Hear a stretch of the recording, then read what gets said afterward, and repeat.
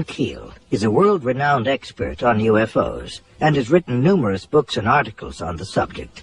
A self-described agnostic, he made this statement: "Thousands of books have been written on the subject of demonology, which is the ancient and scholarly study of monsters and demons. The manifestations and occurrences described in this literature are identical to the UFO phenomenon. Victims of demonic possession suffer from the same medical and emotional symptoms as the UFO contactees." Dr. Jacques Vallée has addressed the United Nations on UFOs and was the model for Lacombe in Steven Spielberg's Close Encounters of the Third Kind. He is the author of 8 books on UFOs and has been widely recognized as the premier investigating scientist in the realm of UFO research. In his book, Messengers of Deception, Vallée says, "An impressive parallel can be made between UFO occupants and the popular conception of demons." And in his book, Confrontations, he writes, "The medical examinations to which abductees are said to be subjected, often accompanied by sadistic sexual manipulation, is reminiscent of the medieval tales of encounters with demons." He also made this statement: "I believe that when we speak of UFO sightings as instances of space visitations, we are looking at the phenomenon on the wrong level. We are not dealing with successive waves of visitations from space. We are dealing with a control system." And he states, "UFOs are the means through which man's concepts are being rearranged. They are engaging in a worldwide enterprise of subliminal seduction." I found this old book that was published in 1970 that has some very intriguing information printed in it. A lot of the stories I'm about to read to you have been lost to history. Until now, that is. 1893.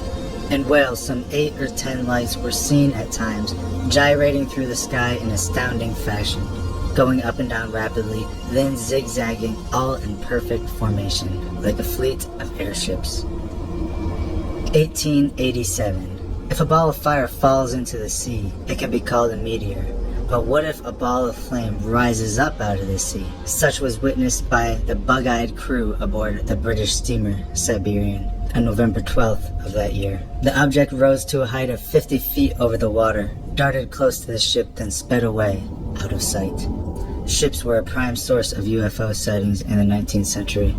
One of the most repeated phenomenon reported by 24 ships or more was typified by the following account. Looking to the wind in slow maneuvers. 1883. In a fake month, several astronomers reported the same thing. Strange and well equipped, across the sky, church steeple was found a meteor, like a or a Ferris wheel, through spiral vortices to materialize in bodies of flesh. From the universal story agrees with the record of every major culture of the ancient world, in which the astonishingly consistent story is told of gods that descended from heaven and or came through spiral vortices to materialize in bodies of flesh.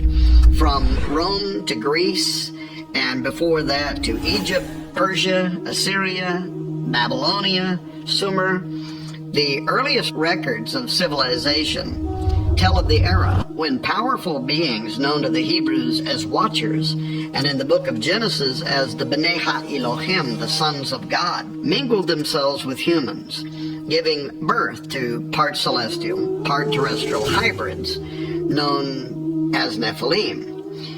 The Bible says this happened when men began to increase on earth and daughters were born to them, when the sons of God saw the women's beauty, and they took wives from among them to sire their unusual offspring.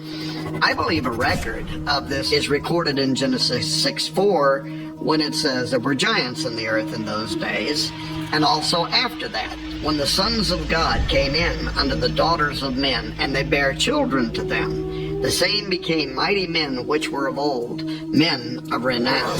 This is Dr. Thomas Horn, and you are watching End Times Productions. What's beneath us? The ancient ones. The gods that used to rule the earth. During research for our best-selling book, On the Path of the Immortals, I was given the unprecedented opportunity, really, to sit down with and to film Dr. Don Mose Jr., a third-gen wave that they likely attest to the fallen reptile or reptiles of biblical fame, which also misled humanity. As I said in the traditional Hogan at one of the Navajo schools Dr. Don Mose teaches at, he began drawing in the sand on the floor and reciting the first part of the story of the ancient Anasazi and how it had been repeated to him by his father and grandfather, who had also been told by their ancestors and so on, a legend that Dr. Mose alone had undoubtedly repeated hundreds of times before at the Navajo school. Now, since it was obvious to us that this Navajo historian was really indifferent to our camera and our recording plans, and in fact I could tell he was really uncomfortable with us putting him on film, but thankfully he let us proceed nevertheless.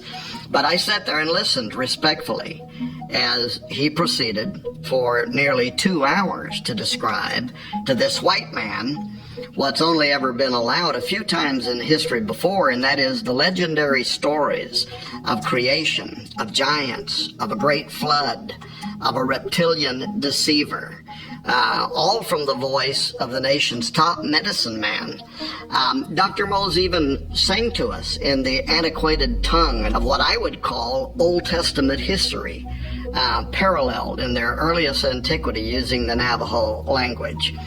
Now, not only did Dr. Mose substantiate the age-old and globally recorded story of those who come through portals and the impact that they have had on biblical and global history, past and present, not only did he weave Navajo Indian myths and legends seamlessly with our understanding of the 6 days of creation, the arrival of the Nephilim, and their connection to judgment by a global flood, followed by the repopulating of people around the world, and then a second incursion of the giants. But there were several instances in which, when I pushed Dr. Mose for greater detail, he would go off script, actually delineating from the official Navajo storyline to provide greater consistency between history and the way the Bible itself recorded certain events. This is part of a ritual. A ritual sacrifice. As Mose was following the official storyline, he proceeded to reptile and so on. Now, another case in point is when I told Dr. Mose what we had learned from the Apache, then God destroying them in a flood. And he looks right into the camera and he says, "Oh, yes." And then he reaches over and he picks up this illustrated book that he had authored that's used in the Navajo Nation schools and libraries. And he opened to show us an artist depiction of a giant that had stood between 30 and 40 feet tall. And then he starts saying there was this time when the earth was infested with such great giants and alien gods that came down and destroyed and ate the people. Some of them were in human form. Others, he said, were monsters like human-animal hybrids, which I think the Old Testament also describes.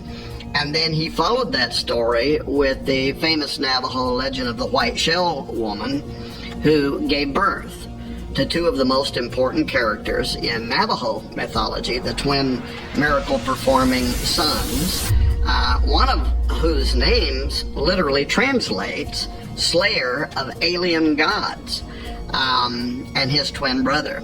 And together, those two great warriors killed many of the giants, hybrids, and the monsters that were destroying mankind. As Dr. Mose described these ancient tales, I couldn't help but think of David killing Goliath, and then later other giants with his mighty men.